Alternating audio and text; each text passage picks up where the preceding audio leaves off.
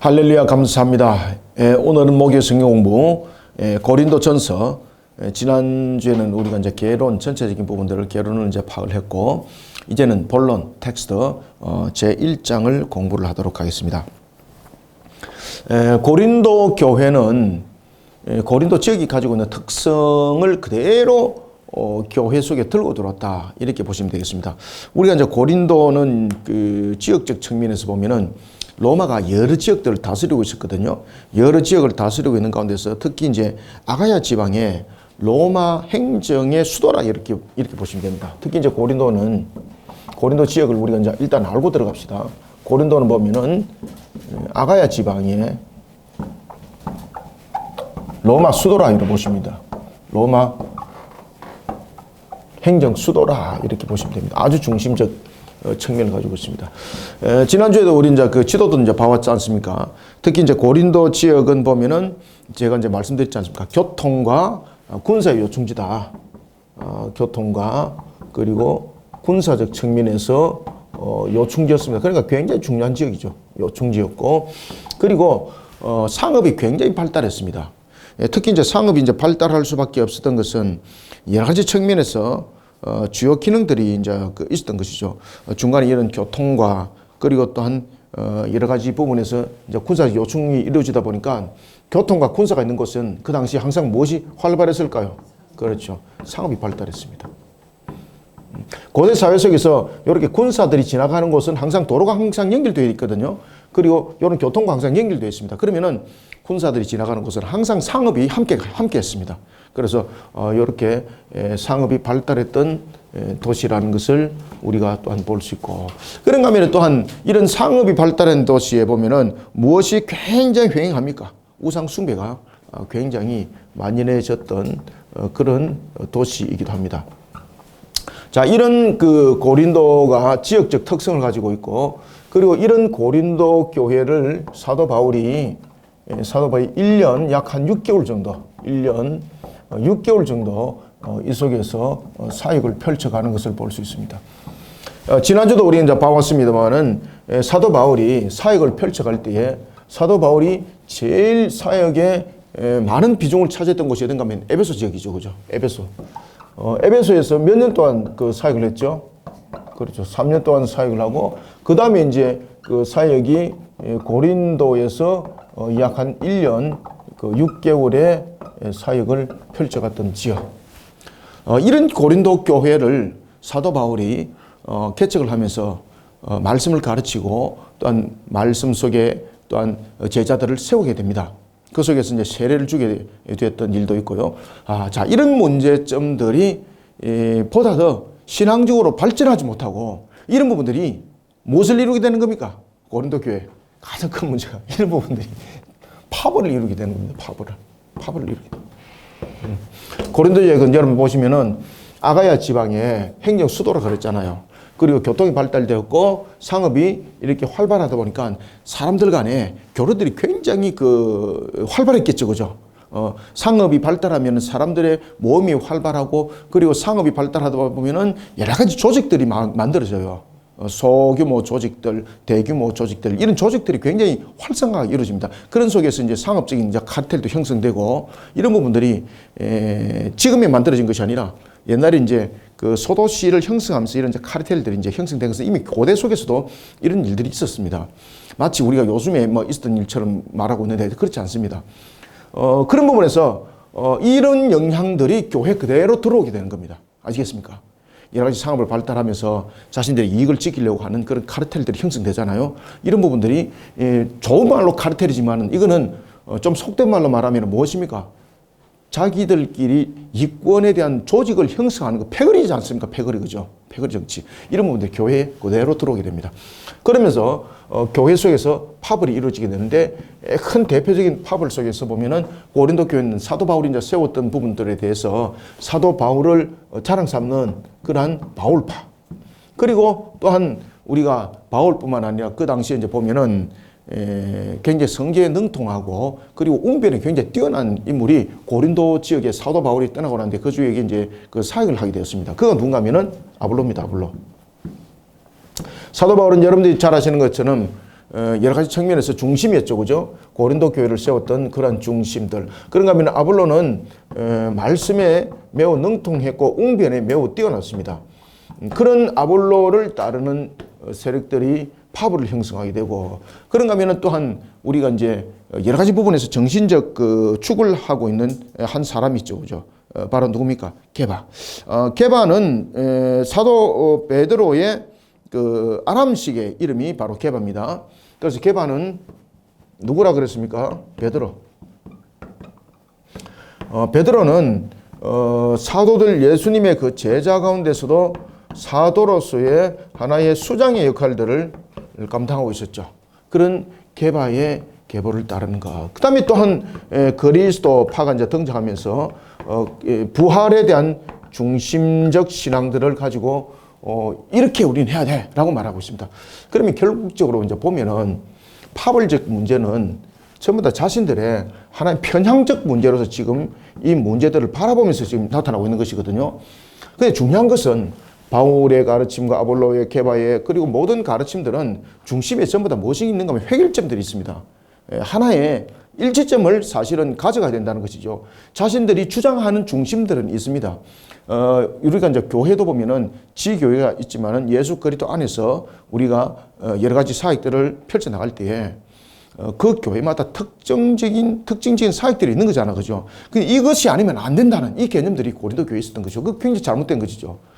사실은 이 부분들이 하나의 일치점을 이루어서 나가야 될 그러한 문제였는데, 이런 것이 편향적 측면에서 이 문제들을 끌고 가면서 이 속에 안 들어오면 마치 군이 없는 것처럼 그렇게 이야기를 했던 것입니다.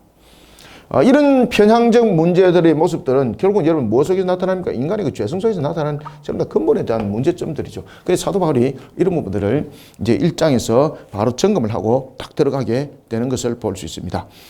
그리고 이제 이런 부분에 대해서 이제 세례에 대한 부분들, 그리고 또한 세례와 그리고 또한 은사에 대한 부분들, 이런 부분들을 살짝 점검하면서 1장에서 들어가는 것을 우리가 볼 수 있습니다.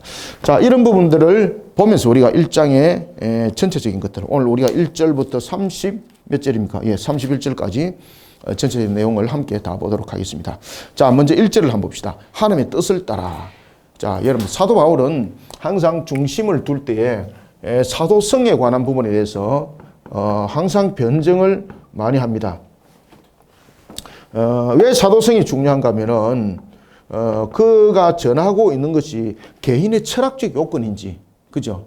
개인의 철학적 요건인지, 자기의 생각인지, 정말로 하나님의 말씀인지에 대한 부분들이 명확해야 되지 않습니까? 그럴 때 그 자신이 전하는 그 말씀이 바로 사도성이라는 것. 그러면 이 사도성이라는 것은 이 말씀이 누구의 가르침이라는 겁니까? 맞습니다. 예수 그리스도의 가르침이라는 것을 말하고 있는 겁니다. 내가 철학을 너희들에게 전하는 것이 아니다.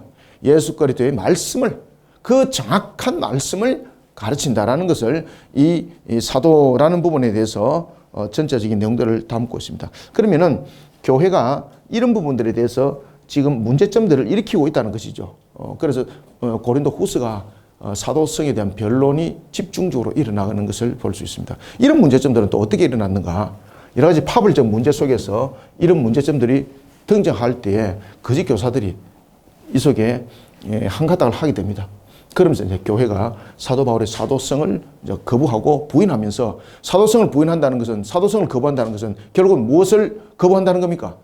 사도 바울이 가르친 무엇을? 말씀을 거부한다는 이야기입니다. 여러분 아시겠습니까? 사도 바울은 자신이 가르친 말씀이 자신의 사견이라든지 철학적인 것이 아니라 예수 그리스도 말씀이신 그분, 하나님이신 그분, 예수 그리스도의 말씀을 가르친 측면에서 사도성이거든요. 그렇기 때문에 이 사도성이 부인되면 큰일 나는 겁니다. 그래서 사도성에 대한 인정이 굉장히 중요한 것이었습니다. 그러다 보니까 거짓 교사들이 무엇을 공격했겠습니까?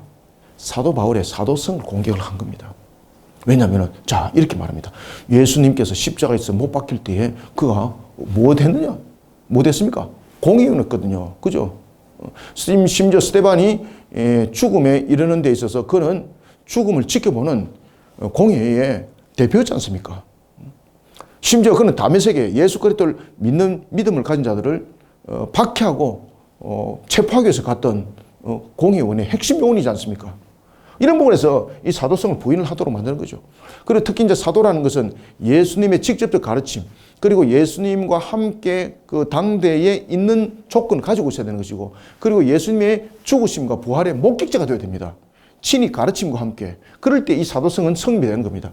그래서 사도성이라는 것은, 사도라는 것은 우리가 이제 고린도라든지 고린도전서라든지 이런 이제 책에서 기록하는 사도라는 이 단어와 우리가 말하고 있는 이 사도성은 조금 구별해서 보셔야 됩니다.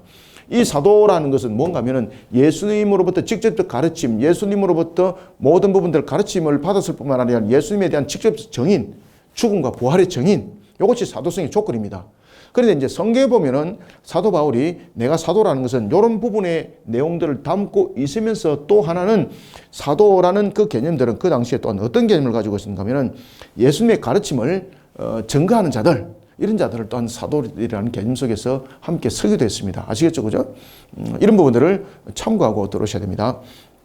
그리고 이제 사도 바울은 분명한 사도성에 대해서 우리가 인정을 할 수 있는 것은 그가 다메섹에서 주님을 만나고 난 뒤에 3년이 넘도록 그가 어디로 성령께서 그를 어디로 데려갑니까? 아라비아 광야.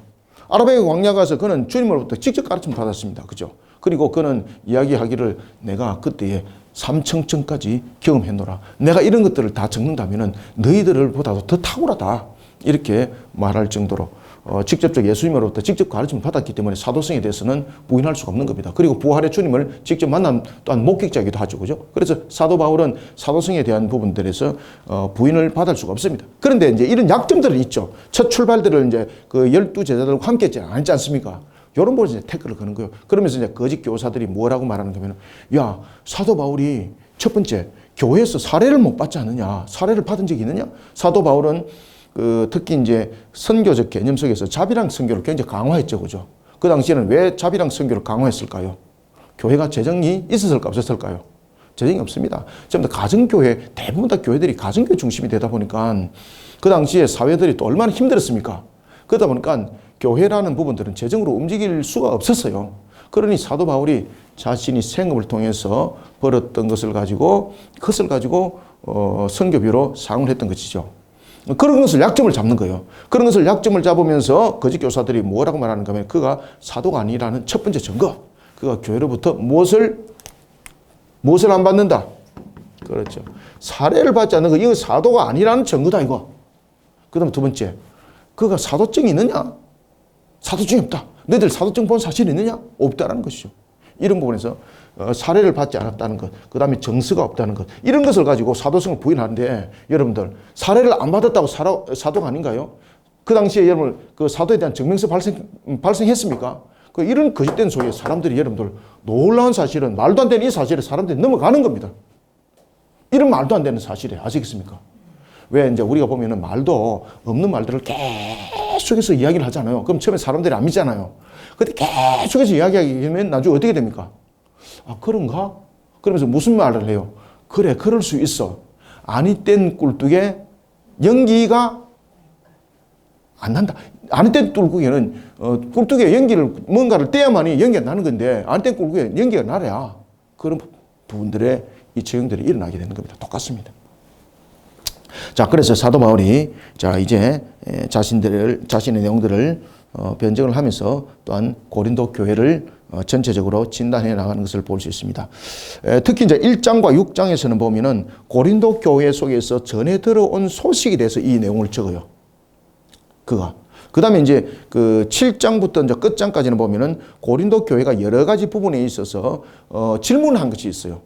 그 소식을 전해준 것 가운데서. 그래서 거기에 대한 답을 전가하는 것이 크게 있게 둘로 이렇게 구분될 수 있는 것이거든요. 이런 측면에서 내용들을 보고 알고 우리가 들어가는 것이 유익합니다. 1절 봅시다. 하나님의 뜻을 따라 그리스도 예수의 사도로 부르심을 받은 바울과 형제 소스데네는 이라고 말합니다. 자, 여기서 이제 앞에도 이제 제가 말씀드렸던 것처럼 사도는 여기서 이제 사도는 예수님의 12제자로서의 사도성을 말하는 것 아닙니다. 여기서 이제 사도는 물론 이제 우리가 헬라어로서 이제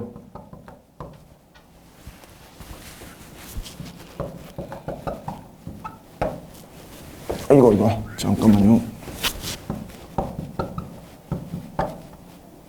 칠판 글이 잘 안 써지네. 여기 이제 사도라는 단어인데, 아포스톨로스. 이 사도라는 이 단어 속에서 우리가 기억해야 될 것은 뭔가 하면은, 지금 여기서 사도 바울이 자신의 이제 사도성에 관해서 이야기를 할 때는 두 가지 측면을 전부 다 함께 묶어서 말하고 있습니다. 내가 앞에서 이야기하고 있는 것처럼. 근데 여기서 여러분들이 이제 주셔야 될 것은 예수의 사도로라고 여기에서 이제 이야기를 하고 있는 것은 어떤 의미를 담고 있겠습니까? 여기서 사도성에 대한 부분들은 어떤 의미를 가지고 있는가 하면은 그리스도 안에서 여러 가지 부분들을 사명을 감당할 때에 그리스도의 메시지를 가지고 보낸 자, 이것을 사도라고 말하는 거예요.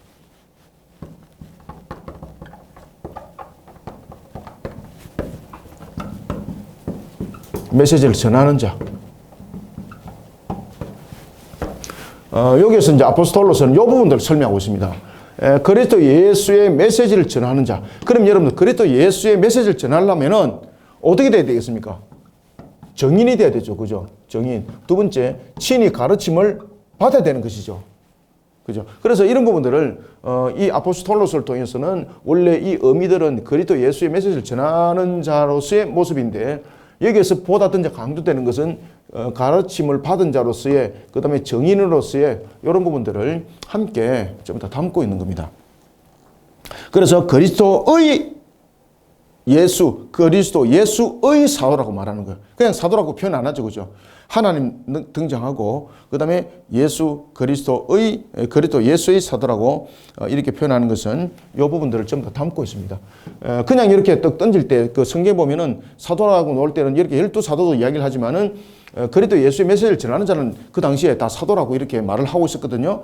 이런 개념을 지금 뛰어넘으면서 자신은 정인으로서, 그리고 예수님으로부터 직접 가르침 받은 자로서의 그 메시지를 자신은 지금까지 전했고, 고린도 교회는 그렇게 가르쳤고, 그런 나를 기억하라는 것입니다.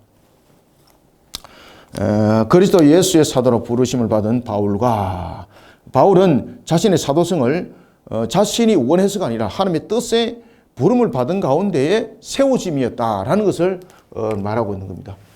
사도 바울로서 세움을 받았다는 것을 설명하고 있습니다. 부르심을 받은 바울과 형제 소수대네는 고린도에 있는 하나님의 교회. 자, 여기서 이제 왜 하나님의 교회라고 이야기했을까요? 예? 왜 하나님의 교회라고 이야기했을까요? 자, 고린도 지역의 특성, 네 번째 특성이 무엇입니까? 우상 숭배 요소를 많이 가지고 있다 그랬죠. 그래서 여기서 특히 하나님의 교회라는 것은 고린도 지역에 성황하고 있는 여러 가지 부분의 현상 가운데서 우상 숭배로부터 구별된 자. 그래서 하나님의 교회라는 것은 우상 숭배로부터, 이 화면에 보이는 한번 보세요, 사모님. 우상 숭배로부터 구별된 자들. 우상 숭배로부터 거룩하게 구별된 자들. 그래서 그것을 표현하기 위해서 하나님의 교회라는 단어를 들고 온 겁니다.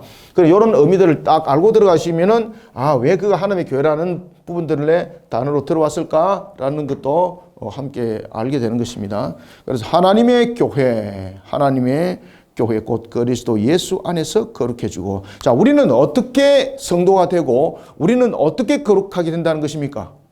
예수 그리스도 안에서. 지식으로 되는 것이 아니라는 겁니다.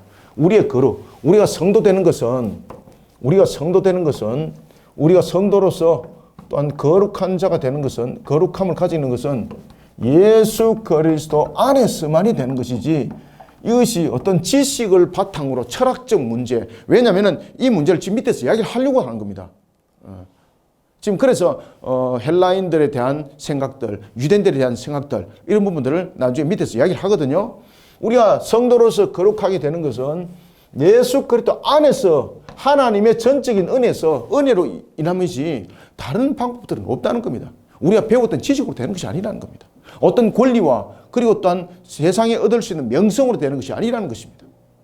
그래서 이런 1절은 이 전체들, 특히 이제 사도 바울이 지금 1절과 2절에서 담고 있는 것은 뭔가 하면은 뒤에 나타나는 상황들 전체를 그냥 한 줄로 정리 딱 하고 들어간다, 이렇게 보시면 되겠습니다. 마치 이제 연역적인 것이 아니라 마치 균화법처럼 한 큰 사건들을 종합적으로 딱 이야기를 하고 밑에 이제 풀어나가는 이런 부분들의 내용들을 전개해 나가고 있습니다. 예수 안에서 거룩하여지고 성도라 부르심을 받은 자들과 또 각처에서 우리 주 곧 그들과 우리의 주 대신 예수 그리스도의 이름을 부르는 모든 자들에게 하나님 우리 아버지와 주 예수 그리스도로부터 은혜와 평강이 있기를 원하노라. 자, 다시 한 번 더 묻습니다. 성도가 어떻게 거룩해진다 그랬습니까?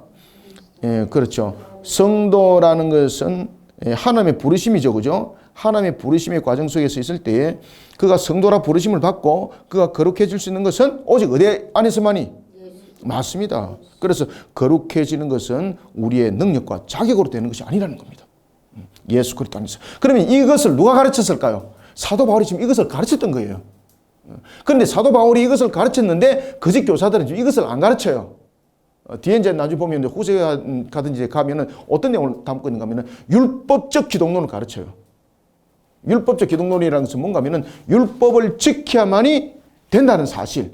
예수 그리스도를 믿는 믿음 속에 율법을 지키는 할례를 행하고 이런 율법을 지키는 그런 속에 유대인화 그 예변주의들이 그런 사상들을 가르쳤죠. 그죠? 그래서 예수 안에서 우리는 거룩해지고 예수 안에서 우리는 성도라는 부르심을 받았다. 하나님께서 우리를 택했지만은 그 택함이 결론적으로 어떻게 나타나는가? 예수 안에서 결론이 나타났다. 그죠? 예수 그리스도 말미암아. 이것을 잊지 마라. 내가 이것을 너희들에게 가르치지 않느냐? 그러니 예수 그리스도 안에서 우리는 항상 하나가 되어야 된다. 이것이 지금 맥입니다. 고린도서의 전체적 맥이. 예수 그리스도 이름으로 부르심을 받은 모든 자들에게 이제 전한다는 거죠. 그래서 계속해서 반복적으로 쓰는 단어가 있죠. 계속해서 주 예수 그리스도, 주 예수 그리스도. 그러면서 잘 보십시오.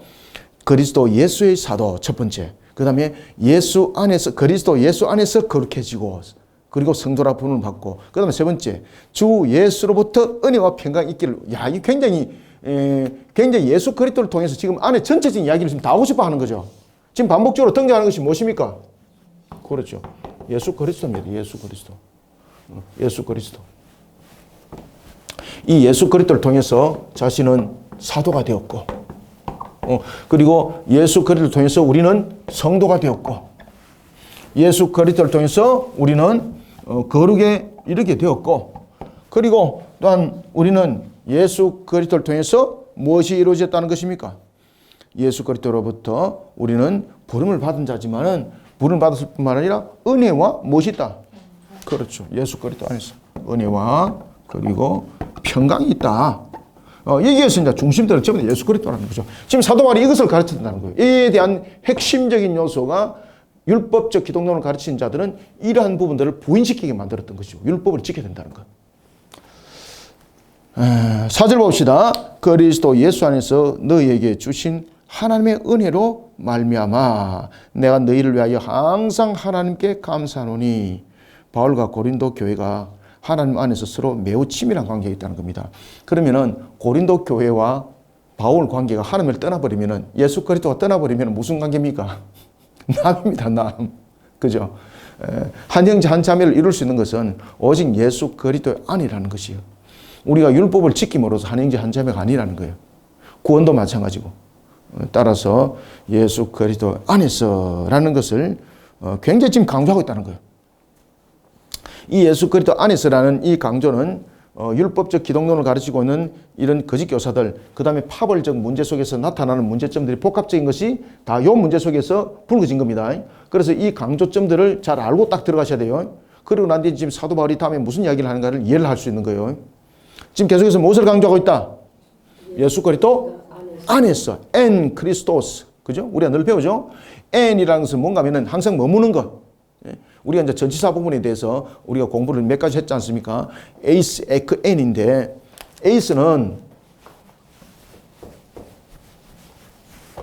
에이스라는 것은 여기 아니면은 에이스는 밖에서 안으로 들어오는 거예요. 에크는 안에서 밖으로 나가는 거예요. 엔은 뭔가 하면은 여기서 머무는 거예요. 여기서. 아시겠죠? 그죠? 그래서 엔 크리스토스예요. 에크 크리스토스가 아니라 엔 크리스토스. 항상 머무는 것, 항상 머무는 것. 어디 안에? 항상 예수 안에 머무는 것. 항상 예수 안에 머물려만이 우리에게 평강이 있고 은혜가 있고 거룩이 있고 성도로서의 모습들이 있고 이런 속에 있다는 것이죠. 4절 그리스도 예수 안에서 너희에게 주신 하나님의 은혜. 자, 여기서 그리스도 예수 안에서 너희에게 주신 하나님의 은혜는 일반적인 은혜인가요? 특별 은혜인가요? 자, 왜 특별 은혜죠? 구원과 관계 있죠. 그죠? 그래서 이건 특별 은혜입니다. 구원과 관계가 되지 않은 은혜를 우리가 일반적 은총이라고 말하죠. 그죠? 일반적 은혜. 그래서 그리스도 예수 안에서 너희에게 주신 하나님의 은혜로 말미암아 내가 너희를 위하여 항상 하나님께 감사하노라라는 것은 이제 구원받은 자로서의 한 형제 한 자매를 이루게 되는데, 특히 고린도 교회와 사도 바울이 아주 긴밀한 관계가 있는 것은 예수 그리스도로 말미암아 구원받은 자로서의 한 형제 한 자매를 이름으로써 특별한 관계죠. 그죠? 만약에 예수 그리스도 안이 아니고 사도 바울만 예수 그리스도 안에 있고 그들은 예수 그리스도 밖에 있다면 이건 한 형제 한 자매가 아니죠. 특별한 관계가 아니죠. 그래서 이런 부분들도 함께 강조점을 주고 있다는 것을 기억하시길 바랍니다.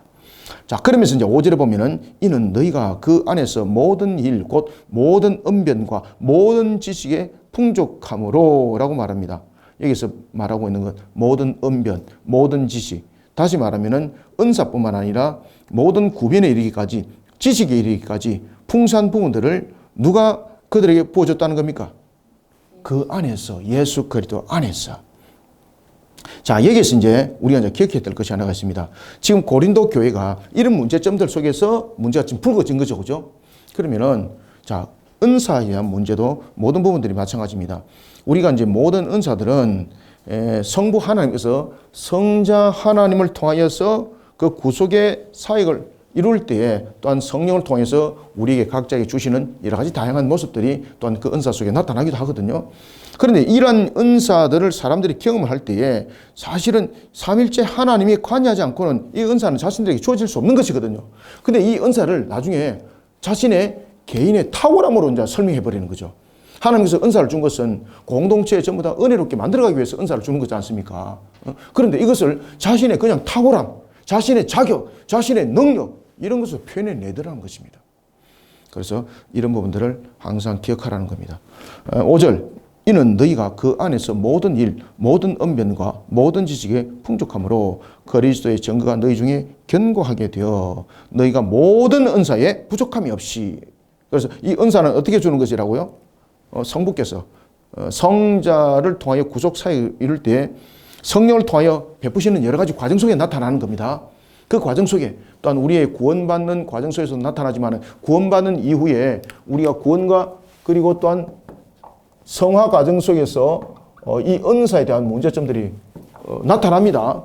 여러 가지 부분에서 그럴 때에 이 개인적 부분에서 나타나는 여러 가지 부분들이 어떤 사람들은 병고침을 통해서 구원의 길에 이르게 하면서 또한 그 은사 속에 그를 두게 하기도 하시고, 또한 어떤 사람들은 여러 가지 부분에서 또한 성화 과정 속에서 걸어갈 때에 방언이라는 그런 은사를 통해서 또한 예언이라는 은사를 통해서 그런 은사를 준다는 거죠. 그러면 이것은 개인의 어떤 탁월함과 능력이 아니에요. 그것을 자신이 자랑 삼고 나는 이런 것들이 있어 이러면서 자랑 삼으면서 다른 사람들에게 마치 이런 능력을 가지지 못하면 너는 능력 없는 자야 이렇게 말하고 있는데, 이게 이 잘못된 신앙 속에서 교회들이 이제 병들어갔던 겁니다. 고린도 교회. 특히 이제 한국 교회도 이런 부분에 대해서 여러분들 항상 주시하셔야 됩니다. 그리고 당 신앙이라는 것은 하나님께서 우리에게 주신 은사가 있다면 그것은 공동체의 유익함을, 그리고 또한 성도들에게, 형제들에게 유익함을 베푸는 측면에서 우리의 주심이에요. 내를 자랑 삼고 부각시키고 이것이 아닙니다. 그래서 은사는 왔다가 사라지기도 하고 또 다른 은사가 오기도 하고 그런 다양성 속에서 임하고 있는 겁니다. 그것은 자신의 능력이 아닙니다. 자신이 특별한 사람이라고 주는 것도 아닙니다. 은사는 하나님께서 공동체를 유익하게 만들라고 하나님께서 잠정적으로 허용을 하시는 것이지, 그것은 하나님이 주시는 선물이지 자신의 능력이다 아니다? 아닙니다, 여러분들. 그래서 7절 보면은 너희가 모든 은사에 부족함이 없이 우리 주 예수 그리스도의 나타나심을 기다림이라. 그래서 우리는 이런 은사를 통해서 또한 우리는 종말의 신앙관을 분명히 바르게 세워서 가져야 된다. 8절 주께서 너희를 우리 주 예수 그리스도의 날에 책망할 것이 없는 자로 끝까지 견고하게 하시리라. 특히 이제 고린도 교회는 하나님의 은혜로 주어진 그런 은사의 문제, 이런 부분들로서 교회가 많은 문제점들을 일으켰죠, 그죠? 그래서 그 은사에 대해서 똑바로 좀 알아라는 겁니다. 9절 너희를 불러 그의 아들 예수 그리스도 우리 주와 더불어 교제하게 하시는 하나님은 미쁘시도다.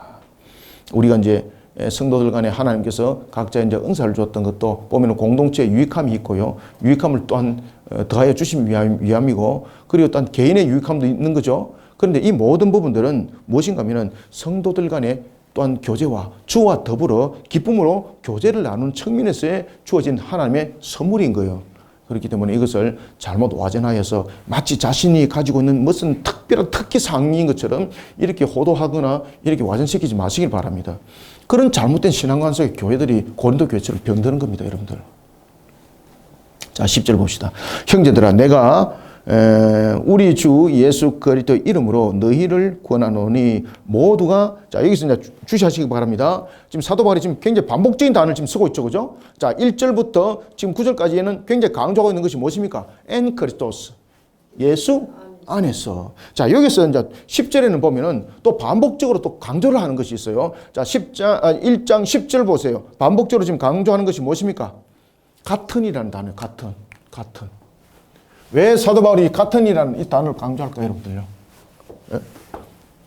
밑에 이제 파벌이 문제가 나타나는 거예요. 그래서 같은이라는 부분들을 지금 강조하는 거예요, 같은.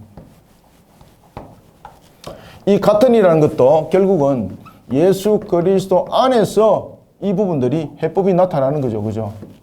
예수 그리스도 안에서. 그래서 같은이라는 이런 부분들을 지금 강조하고 있는 가장 큰 이유가 밑에 나타나고 있는 이런 파벌에 대한 문제점들, 이런 부분들을 지금 지적하기 전에 먼저 우리는 왜 같은이라는 모습 속에 우리는 세워져야 되는가? 예수 그리스도 안에서 우리는 왜 같은이라는 존재 속에 우리는 나아가야 되는가? 이것을 먼저 알아야 된다. 10절 보십시다. 형제들아, 내가 우리 주 예수 그리스도 이름으로 너희를 권하노니 모두가 첫 번째 어떤 거? 그렇죠. 자, 처음에는 같은 말.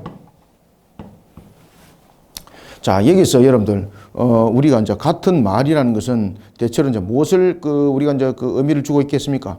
가르침에 대한 것들, 이런 것들을 지금 다르게 지금 주고 있다는 것이죠. 그건 뭔가 하면은 밑에 나타나고 있는 12절의 파벌의 문제점들입니다. 자신들이 주장하는 것들이 결국은 그것을 전체로 묶어서 사실은 같은 말이거든요. 근데 이것을 앞에도 제가 이렇게 말씀드렸습니다만 자신의 편향적인 것, 자신들의 어떤 조직적 구조적 측면에서의 어떤 대변하는 것들, 이런 것들로서 구별해서 이 속에 안 들어오면 안 된다라는 이런 문제점들을 가지고 있는 겁니다. 그런데 이 모든 것들은 사실은 예수 그리스도 안에서 같은 말을 해야 될 그런 모습 속에 있는 것인데, 사람들은 이것을 교회 안에서 파벌을 만들어버리고 자신들이 주장하는 속에 안 들어오면 그것은 잘못된 것이다, 이렇게 지적하는 것이다. 그런데 예수님께서는 우리에게 그 모든 부분들을 가르칠 때에 때로는 A를 가르치고 B를 가르칠 때도 그 모든 것들은 하나 속에서 있는 속에서 여러 가지 방법론 속에서 가르침을 주는 것이 아니겠습니까? 그러면 이런 같은 말이라는 것 속에서 통점을 가져야 된다는 것이죠. 그래서 제일 문제는 말이 문제잖아요, 말이. 그래서 같은 말을 해라, 같은 말. 여기 진짜 같은 말이라는 것은 예수 그리스도 안에서 가르침 받은 그 가르침을 말이라고 하는 거예요. 그 다음에 두 번째는 같은 분쟁이 없는, 같은 말을 하고 너희는 너희 가운데 분쟁이 없는 같은 마음을 가지라. 여러분들, 마음은 우리 속에 나타나고 있는 행위 속에 우리가 육체적 행위가 있는가 하면 마음의 행위가 있죠. 마음은 인격적 문제죠. 마음이 눈에 보이지 않지만은 이미 마음이 토라지면은 나중에 결론도 다 토라지는 거잖아요. 그죠? 그래서 거짓말을 하고 이런 것들도 마음으로부터 다 시작되는 것 아니겠습니까? 그러니 이 마음을, 같은 마음을 가지라는 것은 진실된 마음으로 진실되게 하나가 되라는 거예요. 그 다음에 세 번째는 같은 뜻을 가지라, 같은 뜻을 가지라. 그래서 이 모든 부분들이 통일점들이 가지고 있는 것이 바로 뭡니까? 예수 그리스도 안에서입니다. 예수 그리스도 안에서. 그러면 예수 그리스도 안에서라는 것은 무엇을 말하고 있는가 하면은 자신이 가르쳤던 예수 그리스도에 대한 바른 가르침, 이 바른 가르침 속에서 우리의 신앙들이 세워져야 된다는 것을 지금 이 내용 속에서 설명하고 있습니다. 지금 이해되셨습니까? 그러면서 이제 파벌 문제를 딱 이야기를 하는 거예요. 자, 10절부터 다시 읽읍시다. 형제들아, 내가 우리 주 예수 그리스도의 이름으로 너희를 권하노니 모두가 같은 말을 하고 너희 가운데 분쟁이 없이 같은 마음과 같은 뜻으로 온전히 합하라. 내 형제들아, 글로에의 집편으로 너희에 대한 말이 내게 들렸으니 곧 너희 가운데 무엇이 있다? 분쟁이 있다는 것이라. 여기서 이제 글로에는 누군가 하면은 그 당시에 그 노예로 있다가 이렇게 이제 그 자유인이 됐든지 아니면은 그 당시에 이제 노예 상태로 있으면서 그 주인의 집에 있으면서 그리스도인이 된 사람들 중에서 누군가였을 것입니다. 그래서 이 근로에는 이 자유인이라기보다는 노예로서의 첫 번째는 노예로서의 자유를 입은 자, 그 다음에 노예 상태로 그대로 있는 자. 그렇지만은 그리스도인이 되었다는 것은 주인과 그 집안이 함께 그리스도인화가 됐다는 이야기지 않습니까? 그래서 그 집안에서 지금 사도 바울이 소식을 들었다는 겁니다. 무슨 소식을 들었겠습니까? 반가운 소식을 들은 것이 아니라 제일 먼저 가슴이 무너지는 소리를 들었다는 겁니다. 예, 제일 먼저. 그래서 같은 말, 같은 마음, 같은 뜻을 가지라는 것입니다. 12절 내가 이것을 말하거니와 너희가 각각 이르되 나는 바울에게 나는 아볼로에게 나는 케바에게 나는 그리스도에게 속한 자라 한다는 것이니. 자, 여러분들 여기서 바울파는 무엇을 상징하고 있습니까? 교회 설립자죠. 그러니까 속된 말로 말하면 터줏대감이 될 수 있는 거죠. 우리가 주인이야 뭐 이런 식. 꼬우면은 너희들 다 나가 뭐 이런 식. 알겠습니까? 내가 개척했는데 내 교회야 이렇게 말하는 거 똑같습니다. 주님의 교회지. 여러분들 누구의 교회입니까? 모든 교회들은 주님의 교회지 다른 개인의 교회가 아니에요. 그 당의 교회도 아닙니다. 사실 주님의 교회, 주님의 교회. 그래서 여기서 이제 말하고 있는 바울은 말 그대로 교회를 개척했던 사람이었고, 그리고 어떤 여러 가지 부분에서 중심적인 어떤 축을 놨던 세력들이 형성되고 있는 겁니다. 그래서 이 바울파라는 것은 우리가 모든 교회에 그 권한과 모든 것을 다 가지고 있어 뭐 이런 것들 아니겠습니까? 이런 속에 세워진 파벌. 그 다음에 이제 두 번째는 보면은 아볼로파는 앞에도 이제 말씀드렸던 것처럼 아볼로가 이제 그 구약 성경이나 이런 데 능통했어요. 아볼로가. 그렇지만은 그 아볼로도 또한 여러 가지 부분에서 구약 성경에 능통했지만은 그 예수님으로부터 이제 직접적 가르침을 받은 것이 아니라 다른 이제 사도들로부터 이제 가르침을 받다 보니까 그가 명확하지 못한 부분들도 있었죠, 그죠? 그러다 보니까 그가 아볼로로부터 그 세례를 받은 것에 대해서 또 묻기도 했지 않습니까? 너는 어떤 세례를 받았냐라고 이렇게 말하면서 브리스길라와 아굴라로부터 또한 아볼로는 가르침도 받았던 그런 일들이 있습니다. 이런 아볼로는 굉장히 성경에도 능통했지만은 굉장히 웅변에 강했습니다. 웅변에 강했습니다. 자, 이런 식으로 이런 아볼로를 따르는 신자들이 있었고, 그 다음에 이제 세 번째는 누구를 따른다 그랬습니까? 게바. 말 그대로 사도들 가운데 수장이었던 그 베드로를 따르는 세력. 속된 말로 보면은 권위를 많이 주장하겠죠, 그죠? 이런 세력들이 교회 속에 있었다는 겁니다. 그런가 하면 또한 네 번째는 그리스도파입니다. 이 그리스도파는 무엇을 그리스도파는 중심으로 거론하고 있는가 하면은 바로 예수 그리스도의 부활의 그 사건들을 굉장히 중심적으로 여기고 있습니다. 그래서 이 그리스도파는 부활하신 그리스도를 직접 목격한 그러한 정언을 굉장히 중시 여겼습니다. 그러니까 모든 주장들 속에서 사실은 하나를 만들어가면은 이 부분들은 예수 그리스도 안에서 가르침을 준 거잖아요. 그런데 자기 스타일과 자기 특징과 자기 주장 속에서 이렇게 하나의 파벌들이 만들어진 것이 교회 속에서 나타나고 있었다는 겁니다. 그래서 여러분들 교회는 죄인들의 집합체지 않습니까? 거룩함으로써 우리가 성도가 됐음에도 불구하고 교회 안에 우리는 항상 잊지 말아야 될 것은 우리가 여전히 우리가 죄인이라는 사실. 그런 속에 우리는 예수 그리스도를 통하여서 날마다 우리가 성화 과정 속에 우리를 씻어내지 못하면은 이런 파벌들이 교회 속에 생깁니다, 여러분들. 어느 교회도 마찬가지입니다. 이런 부분들을 주의하시길 바랍니다. 자, 13절. 그리스도께서 어찌 나누었느냐? 바울이 너희를 위하여 십자가에 못 박았느냐? 자기가 지금 이야기를 하지 않습니까? 내가 너희를 위해서 내가 십자가에 못 박힌 사실이 있느냐? 그러면 나를 따르는 것이 맞다. 자, 여러분들 이런 부분들을 우리가 이제 주셔야 될 것은 각 교회들이 제자 훈련들을 많이 하지 않습니까? 이 제자 훈련들을 통해서 우리가 예수님의 제자들을 세워나가는 그런 사역들이 펼쳐지는데 이 자칫 잘못하다 보면은 자기의 제자를 만드는 거야. 예수님의 제자를 만든다 그러면서 자기 제자를 만드는 거야. 그래서 뭐 어떤 분은 속된 말로 뭐 그런 분들도 있더라고요. 예수님이 12제자를 세워서 그들이 예수님을 위해서 생명을 바친 것처럼, 그리고 이제 그들이 이제 정인의 사도의 길에 서면서 순교를 하지 않습니까? 이것처럼 여러분들이 제자 훈련을 시켜서 그 제자들이 목사를 지키는 그런 제자들이 되도록 만들어야 된다. 당신은 이와 같이 당신의 생명을 지키기 위해서 생명을 내어놓을 수 있는 제자들이 몇 명 되느냐. 이렇게 저는 그 이야기를 하는 분을 저는 본 적이 있습니다. 아주 제 충격적입니다. 아닙니다. 모든 부분들은 항상 그리스도 예수 안에서. 그렇게 되다 보니까 이 아볼로파, 게바파, 그리스도파, 바울파 이런 파들이 생기는 겁니다. 여러분들요. 잘못된 그런 제자 훈련들이 일어나지 않길 바랍니다. 그래서 13절에 보면 그리스도께서 어찌 나누었느냐. 바울은 말합니다. 내가 너희를 위하여 십자가에 못 박혔으며 바울의 이름으로 너희가 세례를 받았느냐. 여러분들, 사도 바울은 자신의 이름으로 세례를 줬을까요? 예수 그리스도 이름으로 세례를 줬을까요? 맞습니다. 어떤 자격으로도 우리가 자기 이름으로 세례를 줄 수 없습니다. 왜? 우리는 죄인이지 않습니까? 우리는 세례를 줄 수가 없습니다. 특히 여러분들 보시면은 이 세례라는 것은 어떤 의미를 가지고 있는가 하면은 세례라는 것도 여기에서 이제 잠깐 짚고 넘어가야 되겠는데, 세례는 우리가 죄 씻음이잖아요. 죄 씻음. 그러면 세례는 결국 누구와 연결되는 겁니까?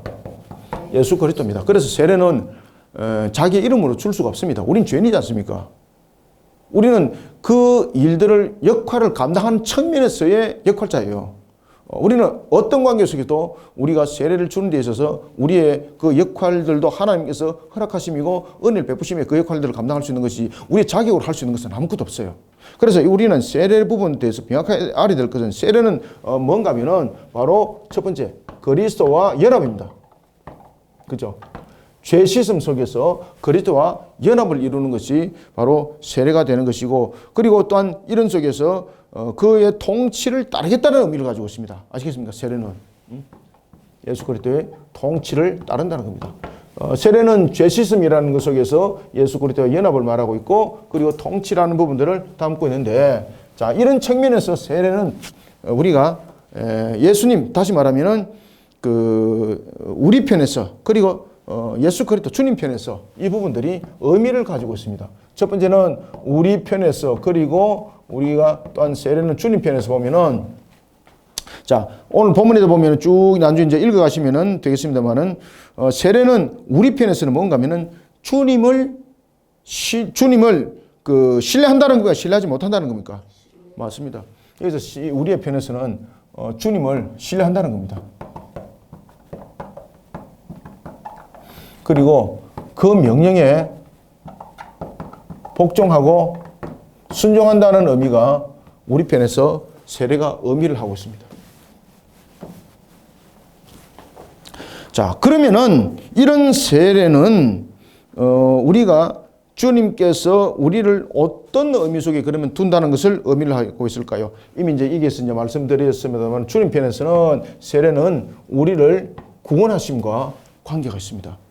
자, 그런가 하면은 주님 편에서는 우리를 구원하시는 것으로만 세례가 끝나는 것이 아니라, 주님께서는 우리를 지키실 것을, 그리고 또한 어떤 관계 속에서도 주님께서는 우리를 버리지 않는다는 것. 다시 말하면은 우리를 구원하시고 자기 백성으로 삼았다는 의미를 담고 있습니다. 세례는. 아시겠죠? 구원하는 것은 끝나는 것도 아닙니다. 구원하고 네가 알아서 하라는 것이 아니라, 주님 편에서는 우리를 자기 백성 삼았다는 겁니다. 자기 백성. 이것이 세례가 가지는 우리 편에서, 주님 편에서 이 내용들이 수반되어지고 있다는 겁니다. 따라서 우리는 세례라는 것은 주님을 신뢰할 뿐만 아니라 그 명령에 복종하고 순종한다는 것은 누가 주인이라는 것입니까? 맞습니다. 주님이 주인이라는 것입니다. 그러면은 영적 측면에서의 그 다스림은 오직 주님 안에서만 들어오겠다는 겁니다. 그럼 우상숭배적 요소는 모든 것은 다 배척하고 걸러낸다는 것이 이 속에 함께 함축되어 있는 것이 바로 세례라는 의미입니다. 그래서 이런 세례 부분에 대해서 사도 바울이 뭐라고 말하는 거면, 내가 너희들에게 내 이름으로 세례를 준 사실이 있냐 말이야. 내 이름으로 세례를 줬다는 것은 내가 너희들을 구원하는 사실이 있느냐, 내가 너희들 자기 백성 삼은 사실이 있냐. 그죠? 자신도 죄인이고 자신도 세례 받은 자지 않습니까? 그런 부분에서 우리가 자격으로 세례를 주는 것이 아니라 역할로서 사역을 감당한 측면에서 세례를 준 것인데, 이것을 가지고 파벌을 만들어 갔다는 거죠. 그래서 사도 바울이 그 이야기를 하는 겁니다. 지금 이해되셨습니까? 그래서 13절에 보면 다시 읽읍시다. 그리스도께서 어찌 나누었느냐? 바울이 너희를 위하여 십자가에 못 박혔느냐? 너희를 위해서 내가 대속을 이룬 적 없다 하는 거죠. 그죠? 바울의 이름으로 너희가 세례를 받았냐? 누구 이름으로 세례를 받았습니까? 예수 그리스도 이름으로. 바울의 이름이 아니라 예수 그리스도 이름으로 세례를 받은 거죠. 왜? 세례는 결국은 구원과 자기 백성과 연결되는 거죠. 그죠? 죄 씻음이니까. 14절. 나는 그리스도와 가이오 외에는 너희 중에 아무도 내가 세례를 베풀지 아니한 것을 감사하노니 라는 것은 분명히 자기도 세례를 베풀었다는 거죠. 그때 세례를 베푼 것은 아버지와 아들과 성령의 이름으로 세례를 준 것이고 그 세례는 예수 그리스도를 믿음으로 말미암아 죄 씻음이고 예수 그리스도와 연합이고 예수 그리스도 통치 안에 들어온다는 건 고백이 그 속에 함께 이루어진 것이죠. 그런 부분에서 자신은 무엇을 했다는 겁니까? 역할을 했을 뿐이란 거예요. 자기는 세례 주체자가 아니라는 거예요. 누구도 세례 주체자가 될 수 없다는 거예요. 그래서 자기는 이렇게 말해요. 내가 세례 준 자들이 있다. 누굽니까? 그리스도와 가이오다. 이미 자신이 세례를 준 자의 뿐만 아니라 그리고 또한 16절에 또 한번 봅시다. 고린도 교회와 상관없는 사람들에게도 세례를 그가 베푼 적이 있었어요. 그러면서 사도 바울이 이렇게 기억합니다. 내가 스데반의 집 사람에게 또한 세례를 베푼 것이 기억이 난다. 그리고 누구에게도 세례를 베풀지를 않았다. 그러면서 내가 세례를 베푼 자들끼리 모여서 당을 지어라. 내가 그렇게 너희들에게 가르쳤느냐? 내가 세례를 왜 베풀었느냐? 세례를 베푼 것은 무엇입니까? 예수 그리스도로 말미암아서 우리가 연합을 이루고 그리고 예수 그리스도 안에 통치 속에 들어온다는 것이었고 그리고 이 속에서 죄 씻음을 내가 그 역할 속에서 해온 것이지 하나님이 주신 사명을 내가 감당하신 것이지 그것이 누구에게 세례를 받았다라는 부분에서 징표가 아니다. 그러면서 파벌을 형성한 것은 아주 잘못된 것이다. 내가 누구로부터 세례를 받았으니 내가 아볼로부터 세례를 받았으니 아볼로로부터 가르침 받았으니 나는 아볼로 받아. 나는 바울로부터 가르침을 받았으니 나는 바울로부터 세례를 받았으니 바울 받아. 그럼 내가 너희들에게 세례를 몇 명 줬노? 세례를 준 사람 2명밖에 없다. 그 외에 준 사람이 없다. 그리고 고린도 교회 밖에도 세례를 준 사람을 한번 보자. 스데반의 집 사람에게는 없다. 그리고 여러 사람들이 세례를 줬다. 그럼 여러 사람들이 세례를 주면 전부 다 그것이 파벌이냐? 아니다. 누구의 이름으로 세례를 준 것인가? 아버지와 아들과 성령의 이름으로서 죄 씻음에 대한 우리가 그 사역을 행하는 측면에서의 세례를 베품이지 그것은 자신의 능력과 자신의 어떤 패거리를 만든 측면에서 세례를 준 것이 아니다. 내가 예수냐? 내가 메시아냐? 내가 십자가에 못 박힌 사실이 있느냐? 너희들의 죄를 대속하기 위해서 십자가 못 박힌 사실이 있다면 내가 너희들에게 준 세례 내 이름의 효력이 맞다. 그런데 내가 십자가에 그 죄를 대속하기 위해서 못 박힌 사실이 없다. 그거는 누구도 내뿐만 아니라 모든 이들도 마찬가지다. 그러니 파벌을 진다는 것은 얼마나 잘못된지 모른다. 누가 세례를 주든 간에 모든 것은 하나의 통일점을 가져야 된다. 어디에 통일점? 예수 그리스도 안에라는 통일점을 가져야 된다. 왜? 모든 자들이 가르친 것이 예수 그리스도 안에 그 구원의 구세주를 바라보는 그리고 또 우리가 세례를 받은 것도 예수 그리스도 안에서 우리가 구세주로 인하여 우리가 죄심을 받은 그 통일점이지 사람이 다르다고 해서 그 파벌이 아니다. 만약에 그것을 파벌로서 만든다면 이건 전부 다 잘못된 것이다. 바로 고쳐라. 항상 예수 그리스도 안에서 하나의 획일점을 가져라. 14절. 나는 그리스도와 가이오 외에는 너희 중 아무에게도 내가 세례를 베풀지 아니한 것을 감사하노니 이는 아무도 나의 이름으로 세례를 받았다 말하지 못하게 하려 함이라. 그 당시에 세례의 모순점을 지금 지적하고 있는 거죠. 16절. 내가 또한 스데바나 집 사람에게 세례를 베풀었고 그 외에는 다른 누구에게도 세례를 베풀지 않았다는 거죠. 그 외에는 다른 누구에게도 세례를 베풀었는지 알지 못하노라. 기억이 없다. 이게 아닙니다. 없다는 겁니다. 없다는 거. 그리고 또한 다른 사도들이 또한 세례를 베풀었다. 그런데 이것이 각자의 어떤 능력과 효력이 아니다. 항상 예수 그리스도 안에서 예수님의 사역을 우리가 그 모든 속에서 펼쳐나간 것이지 그것이 우리의 이름으로 세례 준 것이 아니다. 누구의 이름으로 전부 다 세례 준 것입니까? 예수 그리스도의 이름으로 세례 준 것을 반드시 기억해라. 왜냐하면 이 세례는 죄 씻음과 연결되어 있기 때문이다. 내가 만약에 십자가에서 대속을 이뤘다면 내 이름으로 세례 주는 것이 맞다. 아볼로 이름으로 세례 주는 것이 맞다. 게바 이름으로 세례 주는 것이 맞다. 그런데 전부 다 그들도 죄 씻음을 받은 자들이었고 그리고 그들도 예수 그리스도 이름으로 세례를 받은 자들이다. 그리고 그러한 속에서 우리는 사역을 감당할 뿐이다. 그런데 이것을 파벌로 만들었으니 얼마나 주님 앞에 죄악된 짓을 하고 있냐 말이에요. 17절. 그리스도께서 나를 보내심은 세례를 베풀게 하려 하심이 아니요 무엇이 오직 복음을 전하게 하려 하심이라. 그래서 자신의 사도직이 그리스도로 말미암았다는 사실과 자신의 사역이 무엇인지를 증명하고 있습니다. 오직 복음을 전하게 하려 하심이로되 말의 지혜로 하지 아니함은 그리스도의 십자가 헛되지 않게 하려 함이라. 자, 여러분들 여기서 계속해서 말의 지혜가 지금 등장합니다. 말의 지혜, 이게 무슨 말일까요, 여러분들? 앞에서 제가 서론에서 말씀드렸죠, 그죠? 그 당시 이제 여러 가지 부분에서 철학적 부분들이 만연했지 않습니까? 그리고 사도성에 대한 부분들은 철학을 전하는 것이 아니라 예수 그리스도 안에서 가르침을 받은 말씀을 전가한다 그랬죠. 그래서 여기서 말의 지혜라는 것은 그 당시에 굉장히 발달했던 이런 헬라 철학을 바탕으로 둔 것, 그것을 말의 지혜라고 말하는 겁니다. 그 당시에는 플라톤 철학과 이런 부분들이 만연하면서 헬레니즘들이 형성이 되어 있었습니다. 그런 부분들.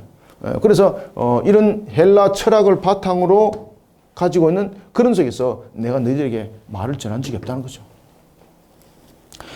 말의 지혜로 하지 아니하고 그리스도의 십자가가 헛되지 않게 하려 함이라. 현란한 수사학을 통해서 말하지 않았고 그가 십자가 능력으로 증거했던 것인데 그 십자가 능력은 구원의 능력이고 그것은 예수 그리스도의 보혈의 공로로 말미암은 것이죠. 이런 부분에 자신은 십자가를 증거하는 정인했다는 겁니다. 18절 십자가의 도가 멸망하는 자에게는 미련한 것이요 구원을 받는 우리에게는 무엇이다? 하나님의 능력이라. 자, 여러분들 십자가가 왜 미련하게 봤을까요? 십자가가 지금 여기서 갈라지는 것을 볼 수 있습니다. 십자가가 자 멸망당할 자에게는 이 십자가가 무엇으로 비춰졌습니까? 미련한 것. 십자가 미련한 것.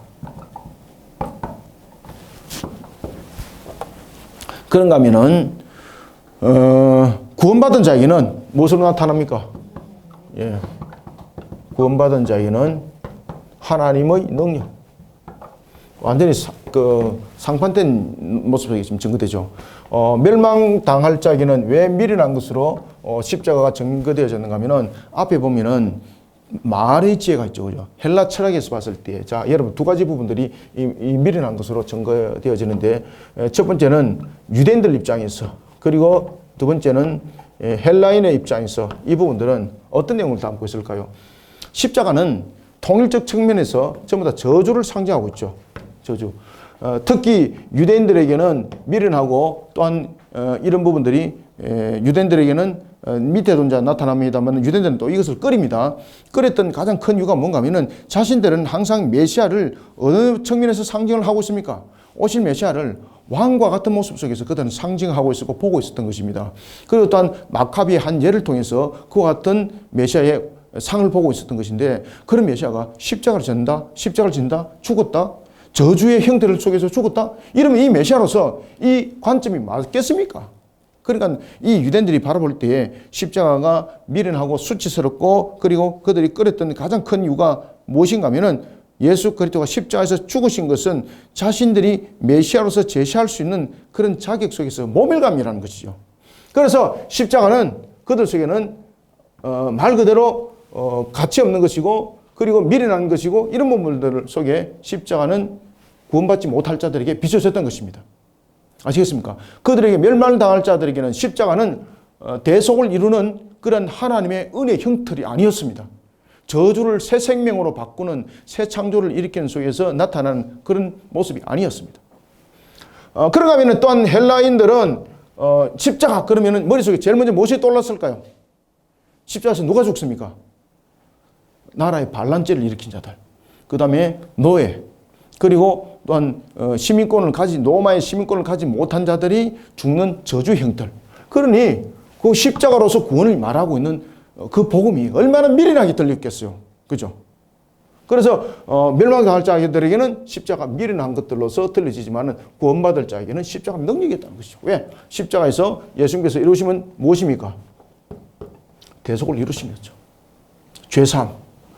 따라서 이 십자가를 증거할 때에 하나님께서는 모든 부분들을 구원할 자들에게는 구원받을 자에게는 하나님의 능력이 십자가 나타나게 하시고 구원받지 못할 자들에게는 십자가가 자신이 알고 있는 본인의 모습 이상은 바라보지 못하게 하는 겁니다. 지금 이해되셨습니까? 따라서 구원받을 자들에게 십자가의 복음이 전해지는 것은 결국은 구원은 십자가를 바라보면서도 지식으로 깨닫는 것이 아니라 믿음으로써 그가 구원을 받아들이는 것인데 이것이 하나님의 은혜가 작용되지 않고는 안 된다는 겁니다. 그 하나님의 은혜가 예수 그리스도 안에서 이루어진다는 거예요. 지금 이해되셨죠? 그래서 십자가의 도가 멸망당할 자에게는 미련한 것이요 구원을 받을 우리에게는 하나님의 능력이라고 말하는 것은 어떤 철학적 논쟁과 어떤 상식적 논쟁 속에서 십자가의 그 도는 밝혀지지 않는다는 겁니다. 오직 하나님께서 계시해줘서 구원받은 자들에게만 십자가는 똑바로 나타난다는 것입니다. 그래서 십자가는 구원받을 자에게는 무엇으로 나타납니까? 하나님의 능력입니다. 하나님의 능력. 하나님의 능력. 그런데 멸망받을 자에게는 하나님께서 십자가가 무엇인지 계시를 안 해주죠. 자신들이 느꼈던 알고 있는 그 상식 이상을 벗어날 수 없죠. 그래서 그들이 볼 때 십자가는 어떻습니까? 미련한 거예요. 십자가가 복음이라는 것, 십자가를 대속을 이룬 그러한 구속의 터라는 것, 미련하다는 거죠. 미련하다는 거죠. 지금 이해되셨죠, 그죠? 그래서 19절 기록된 바 내가 지혜 있는 자들의 지혜를 멸하고 총명한 자들의 총명을 피하리라. 여기서 지혜 있는 자는 인본적인 지식입니다. 헬라적 철학적 지식. 예? 그 다음에 그러한 지혜를 멸하고 총명한 자의 총명을 피하리라. 총명한 자의 총명을 피한다는 것은 하나님을 거부하는 그런 마음이 생기는 것들이죠. 다시 말하면 앞에서 제가 말씀드렸던 것처럼 십자가 구원받을 자에게 능력으로 나타난다는 것은 하나님께서 그 십자가를 계시를 해주는 거예요. 구원받을 자들에게는 십자가의 계시를 통하여서 이 십자가가 예수 그리스도가 우리의 죄를 대속하여 죽으심이었고 그 대속의 죽음으로 우리는 구원받는다는 것을 십자가를 통해서 계시해줘요. 깨닫게 하셔요. 알겠어요. 그러면서 믿음을 주시는 거. 그러니 하나님의 능력이라는 거죠. 그런데 멸망당할 자들에게는 하나님께서 십자가가 어떤 것인지 계시를 안 해준다는 거죠. 안 열어준다는 거죠. 안 열어주니까 자신들이 아는 그 지식으로 판단하는 것. 자신들이 아는 지식으로 판단하니까 십자가는 미련한 거죠. 왜? 저주받은 형들이잖아요. 그죠? 노예와 같은 그런 자들, 나라의 반란 세력들이 그 속에 저주 상태 속에서 죽는데 그것이 어찌 구원의 길이라고 말을 할 수 있냐 말이에요. 그러니까 십자가 도를 전하는 자들을 혀를 쳤다는 거예요. 아이고 저들이 헛거 가르치고 있네. 그죠? 왜? 하나님께서 계시를 안 해줬기 때문에. 미련한 자들에게는 여전히 십자가는 자신들이 알고 있는 상식을 벗어날 수 없는 거예요. 20절부터 다시 읽읍시다. 지혜 있는 자가 어디 있느냐? 선비가 어디 있느냐? 이 세대의 변론가가 어디 있느냐? 하나님께서 이 세상의 지혜를 미련하게 하신 것이 아니냐? 자, 여기서 이제 지혜 있는 자는 누구라 그랬죠? 헬라 철학자들. 이제 조금씩 이해가죠? 자, 그럼 두 번째 선비는 누굴까? 선비는 누굴까? 제가 방금 이야기 다 했잖아요. 여기서. 맞습니다. 맞습니다. 여기서는 선비는 유대 서기관들 같은 사람들. 선비입니다. 우리가 생각하는 그 선비라 보시면 안 됩니다. 유대 서기관들 같은 자들. 속된 말로 말씀에 능한 자들, 말씀을 가르친 자들, 그런 자들이었죠. 선비가 어디에 있느냐? 그러면 이 시대의 변론가는 누굽니까? 그 당시에 이 변론이라는 것은 사도 바울이 아덴에서 복음을 전할 때에 아덴에 있는 사람들이 제일 즐겼던 것이 무엇입니까? 논쟁하는 거죠. 철학적 논쟁. 에피쿠로스 학파, 스토 학파 그런 속에서 이런 논쟁을 하는 것이 있죠. 그래서 이 변론가라는 것은 바로 뭔가 하면은 헬라 철학적 관점 속에서 유대적 관점 속에서 이런 변론이나 질문을 절개하는 논객들 그것을 변론가라고 말하는 거예요. 자, 그 다음에 이런 자들이 보면은 이렇게 말합니다. 이 세대의 변론가가 어디 있느냐? 하나님께서 이 세상의 지혜를 미련하게 하신 것이 아니냐. 이것은 무엇입니까? 결국적으로 십자가가 구원의 길이에 이른다는 것을 알게 하는 것은 헬라 철학으로 되는 것이 아니라 이런 유대적 사고관원으로 되는 것이 아니라 또는 헬라와 유대의 변론가들이 질문을 통해서 얻은 과정을 통해서 나타난 논리적 판단이 아니라 오직 하나님께서 베푸신 은혜로 그 외에는 안 된다는 겁니다. 그래서 보면은 세상의 지혜를 미련하게 했다는 것은 무엇입니까? 하나님께서 계시를 안 해주니까 모른다는 겁니다. 하나님 계시를 안 해주니까.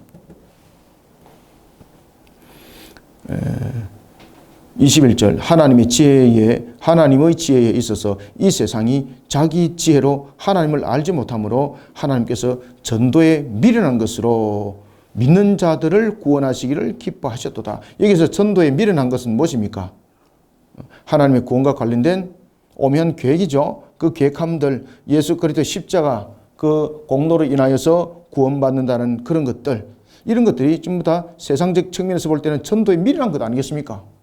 그런데 미련한 것은 하나님께서 계시를 안 해주니까 미련하게 보이는 거예요. 그런데 그것이 세상적인 지식을 가진 자들도 미련한 속에 십자가를 봤다는 것입니다. 왜? 하나님께서 계시를 안 해주니까. 심지어 유대인들은 메시아를 말할 때에 항상 무엇을 구했습니까? 유대인들은 메시아 그러면은 그 메시아는 능력이 있어야 된다는 거죠. 그래서 유대인들은 항상 메시아에 대해서 이야기를 할 때에 항상 표적을 구했습니다. 표적. 당신 표적 한번 이렇게 봐라. 왜? 메시아는 하나님께서 그런 능력을 줬다는 것이죠. 그래서 예수님께 계속 그들이 말씀에 대해서 묻는 것이 아니라 당신 표적을 이렇게 보세요. 네, 그런 식이거든요. 그래서 유대인들은 22절 유대인은 표적을 구하고 헬라인은 지혜를 찾으나. 여러분들 헬라인은 왜 지혜를 찾을까요? 이성적 증거를 통해서 그들은 항상 보면은 이 철학이 만연했던 가장 큰 이유가 뭔가 하면은 철학이 만연했던 그 가운데서 가장 큰 이유가 논리를 찾아가는 겁니다. 논리. 아시겠습니까? 그래서 이성적 판단 속에서 그들은 구원을 바라보는 겁니다. 이성적 판단 속에서. 그러니까 어떤 관계 속에서도 자신들에게 볼 때는 십자가는 구원에 이를 수 없다는 거죠. 논리적 측면에서. 왜? 그들의 논리는 무엇입니까? 십자가는 항상 머릿속에 가지고 있는 것이 저주의 형틀. 그러니까 어떤 논리 속에서도 이거는 안 된다는 거죠. 그런가 하면 유대인들은 예수 그리스도가 만약에 메시아라면 십자가에서 죽을 이유가 없다는 거죠. 그죠? 왜? 메시아는 항상 마카비처럼 하나님께서 놀라운 그러한 하나의 그 능력을 주게 되고, 그리고 또한 메시아는 그 능력을 가지고 그 이스라엘을 이끌어가는 측면, 해방시키는 자로서의 그 능력이 있어야 되는데 왜 허무하게 십자가에서 죽냐 이 말이야. 그죠? 치졸하죠. 치명적이죠. 그죠? 십자가에서 죽었다는 사실은 메시아가 죽었다는 것은 유대인들 입장에서 볼 때는 부끄러움이에요. 부끄러움, 수치. 메시아는 죽으면 안 되는 거예요. 저주행 때려 죽으면 안 되는 거예요. 능력을 막 바라고 막 이렇게 해야 되는 거예요. 막 땅 갈라지게 하고 막 말들 타고 오는 거 그 막 싹 다 그냥 쓰러지게 만들고. 그런데 험하게 죽어버렸어요. 그래서 유대인들은 메시아를 향해서 표적을 구하고 헬라인은 지혜를 찾는 거예요. 논리적 부분에서 그들은 항상 이성적 판단 속에서 그들은 이 문제들을 접근했던 거예요. 그런데 십자가는 이성적 판단 속에서 이게 접근이 되십니까? 접근 안 되시는 거예요. 이성적 판단 속에서 항상 접근하니까 십자가는 항상 저주예요. 지금 이해되고 있죠, 그죠? 유대인은 22절 유대인은 표적을 구하고 헬라인은 지혜를 찾으나 우리는 어디에 못 박힌. 그렇죠. 이게 정말 23절 정말 우리의 신금을 두들기고 있는 것 아니겠습니까? 우리는 십자가에 못 박힌 그리스도를 전하니 유대인에게는 어떤 것이다? 꺼리는 것이요. 앞에도 계속해서 말씀드렸지만은 유대인들은 십자가를 보면서 저주와 수치의 상징 십자가에서 예수가 죽은 것, 메시아로서 죽는 것은 수치라는 거죠. 그래서 그 자체를 인정하지 못하겠다는 거죠. 모독이라는 거죠. 메시아를 모독한다는 거죠. 십자가 사건은. 그래서 그들에게는 유대인들에게는 꺼리는 거. 십자가를 꺼리는 거예요. 그런데 이방인들에게는 헬라인들에게는 미련한 거예요. 22절. 왜 미련해요? 논리적으로 안 맞다는 거죠. 그죠? 이성적으로 판단했을 때 안 맞다는 거죠. 저주가 어떻게 해서 이 구원의 형태이 되냐 이 말이에요. 논리적으로. 그죠? 이것이 논리입니다. 그런데 하나님께서는 그 모든 것들을 계시를 통해서 알게 해준 거예요. 그것이 구원받을 자에게 나타나는 하나님의 능력인 거예요. 여러분들 십자가가 예수 그리스도께서 대속을 이루시고 우리의 죄를 대속할 뿐만 아니라 우리를 구원하게 하시고 우리를 부활에 이르게 한다는 사실을 믿으십니까? 아멘. 이게 하나님의 능력이에요. 하나님의 능력. 이게 논리가 아니에요. 아시겠습니까? 이성적 판단으로 지금 되는 것이 아니에요.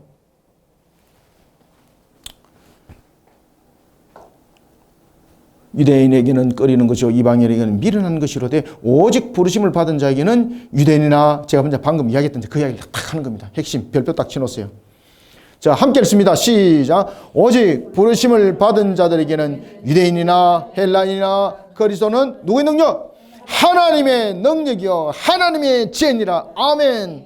자, 하나님의 지혜는 무엇입니까? 하나님께서 계시해 줌으로 하는 거예요. 옆에다 써놓으세요. 어떻게 하셨다? 하나님께서 그렇죠. 계시해 주어서 하는 거 하나님께서 계시해 주셔서 우리의 능력이 아니에요, 여러분들.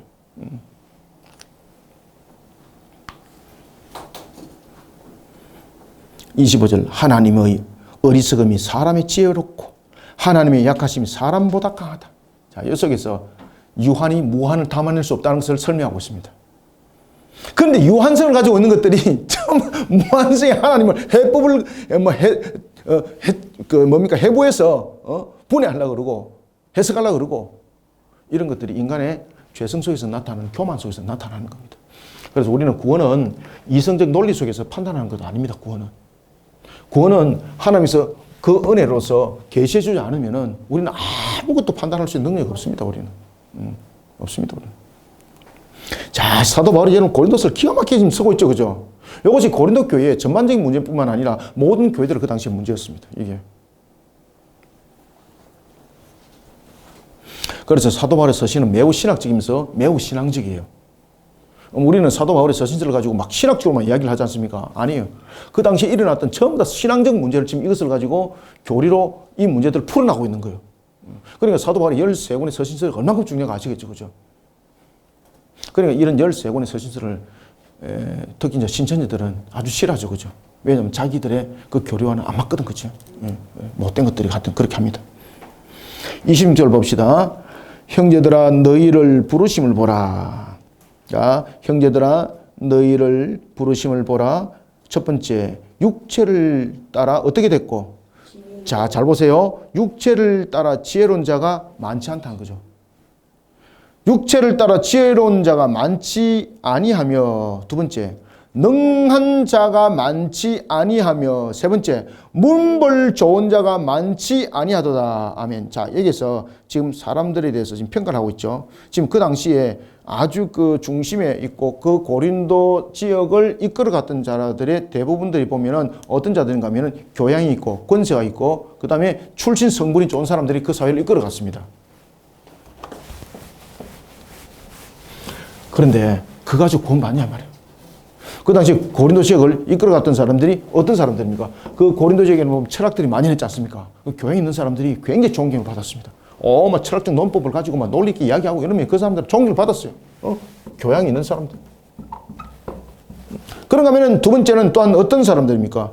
권세자들. 그죠? 권세자들. 그 다음에 출신 성분이 좋은 자들. 이런 사람들이 고린도 지역을, 고린도를 지배하고 있었습니다. 이들이. 그런데 이런 자들 가운데서 구원의 백성들이 많더냐 물어보는 거예요. 그런데 고린도 교회를 뚜껑을 딱 열어보니까 대부분 다 어떤 사람들입니까? 헐벗은 자들, 배우지 못한 사람들. 거기다가 또 누구? 종으로 있었던 자들. 지금 사도 바울에게 고린도 소식을 전해준 사람이 누구라 그랬습니까? 그 집안의 종 노예였습니다. 아시겠습니까? 만약에 세상적으로 평가적 측면에서 보면은 이들이 구원받아야 되는 거죠. 근데 아니더라는 거죠. 그러니까 구원은 하나님의 은혜로 임한다는 것입니다. 자, 보겠습니다. 그래서 26절 형제들아 너희를 부르심을 보라. 육체를 따라 부른 사실 없다는 거죠. 자, 너희를 부르심을 보라는 것은 무엇을 말하고 있는 겁니까? 어떻게 우리가 구원에 이르는가를 보라는 겁니다. 첫 번째, 육체를 따라서 지혜로운 자가 많더냐? 육체를 따라 지혜로운 자가 많지 아니하며 능한 자가 많지 아니하며 문별 좋은 자가 많지 아니하도다. 27절. 그러나 하나님께서는 어떻게? 하나님께서 세상에 미련한 것들을 택하사. 여기서 세상에 미련한 것들 누굽니까? 맞습니다. 정말로 배우지 못하고 가진 것 없고 인기도 별로 없고 이런 우리도.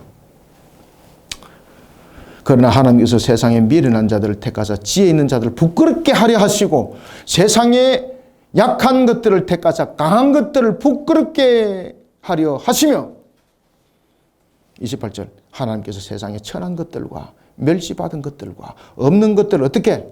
택하사입니다. 택하사. 그래서 구원은 택하사를 통해서 무엇을 말하고 있습니까? 여기서 택하사라는 것은 구원은 하나님의 그렇지 전적 은혜, 전적 은혜로 말미암습니다. 우리는 그렇게 구원받았습니다. 사도 바울은 고백합니다. 나도 그런 구원 속에 있는 자입니다. 세상 사람들이 중요시 여기고 평가하고 있는 것, 그 기준이 결국은 구원의 조건이 아니더라는 것입니다. 지혜 있고 권세도 있고 재산도 많고 그런 자들이 아니더라는 것입니다. 구원받은 자들을 고린도 교회 너희들 한번 봐라. 뚜껑을 한번 열어보니까 어떤 자들이었습니까? 헐벗은 자들.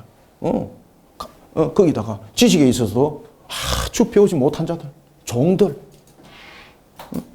강한 자들이라고는 아무것도 없고 세상적 측면에서 보니까 부끄러운 모습밖에 가지고 있지 않는 그들이 구원받았다는 것입니다. 바로 무엇입니까? 그들을 택했다는 거예요. 택했다. 누가?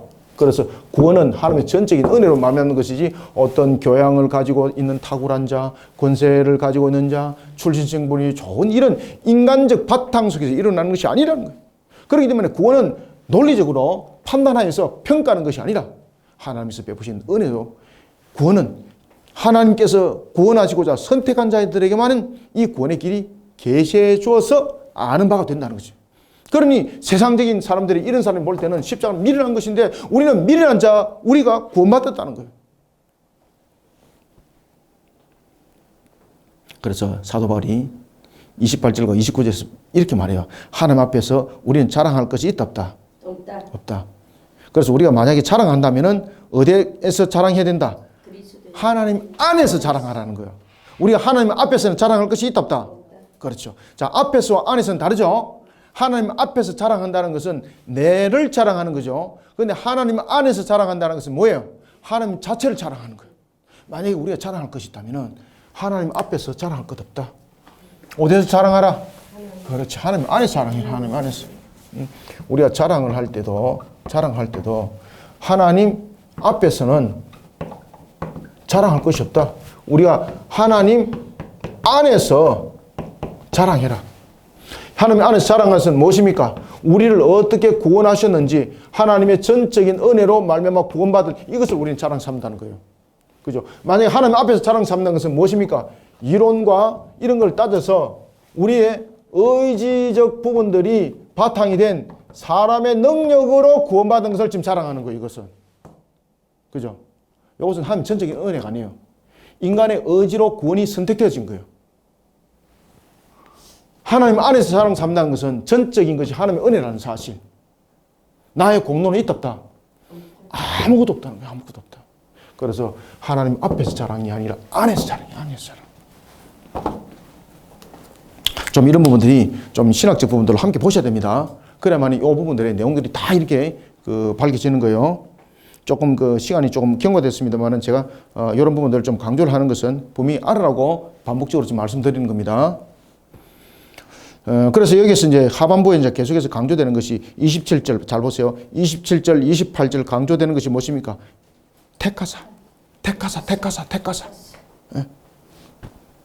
이 택했다는 것은 하나님의 행동으로 택했다는 거거든요. 예. 우리의 인위적 부분으로 나타나는 것이 아니라는 거예요. 봅시다. 27절. 그러나 하나님께서 세상에 미련한 것들을 어떻게 하사? 택하사. 지혜 있는 자들을 부끄럽게 하려 하시고 세상에 약한 것들을 어떻게 하라? 택하사. 강한 것들을 부끄럽게 하려 하시며 28절. 하나님께서 세상에 천한 것들과 멸시받는 것들과 없는 것들을 어떻게 하사? 택하사. 동그라미 다 치놓으세요. 택하사. 그래서 세상 사람들이 중요하게 여기고 그러한 세상 사람들이 평가했던 그 기준으로 우리는 구원받는 것이 아니라는 겁니다. 그리고 인간의 지혜와 능력으로 신분으로 구원받는 것이 아니라는 겁니다. 하나님께서 어떻게 하사? 택하사. 여기다 딱 적어놓으세요. 택하사. 구원은 하나님의 전적인 은혜로 말미암습니다. 이렇게 딱 적어놓으세요. 성경에. 택하사는 그것을 말하고 있습니다. 28절 하나님께서 세상의 천한 것들과 멸시받는 것들과 없는 것들을 택하사 있는 것들을 폐하려 하시나니 이는 아무 육체도 하나님 앞에 자랑하지 못하게 하려 하심이라.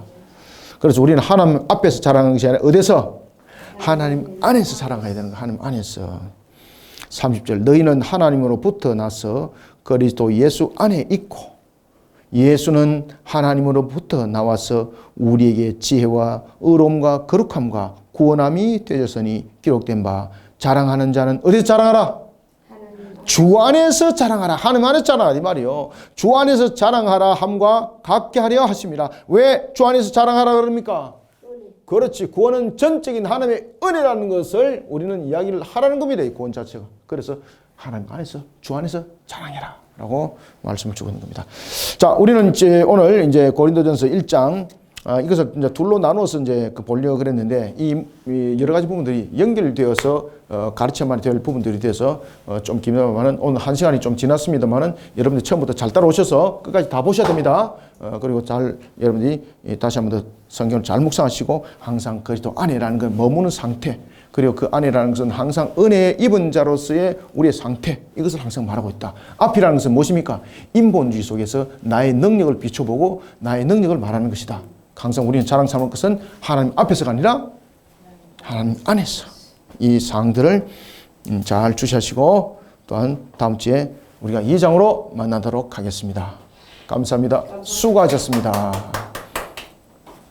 하나님 감사합니다. 주께서 오늘도 우리에게 베푸신 은혜 가운데 고린도전서 1장을 통해 주신 말씀, 하나님 앞에서가 아니라 하나님 안에서의 신앙으로 우리의 근본들이 세워지고 세상에 미련한 것들이 참으로 우리에게는 이 미련한 것이 구원의 길이었고 세상의 논리와 이성적 판단이 아니라 하나님 안에서 전적인 은혜로 우리는 십자가로 구원받았다는 사실을 다시 한번 더 각인하며 이 사실을 세상 속에 바르게 증거해 나가는 정인의 길들을 걸어가게 하여 주옵소서. 세상적 논리와 판단의 신앙이 아니라 세상적 논리와 판단의 사익이 아니라 세상적 논리와 판단의 그러한 신앙의 여정이 아니라 오직 주께서 우리에게 명한 대로 순종하는 길들을 또한 나아가기를 원합니다. 이런 속에 오늘도 고린도전서 1장에 주신 말씀이 우리 속에 살아서 움직이는 생동력 있는 말씀이 되게 해주시며 이 말씀이 우리로 하여금 삶의 길에 굳건하게 일어서는 꼴의 양식이 되게 하여 주옵소서. 그래서 주님의 깃발을 높이 들고 십자가의 정인으로서 힘있게 달려가길 소망합니다. 성령님 역사하여 주시옵소서. 예수님 이름으로 기도드립니다. 아멘.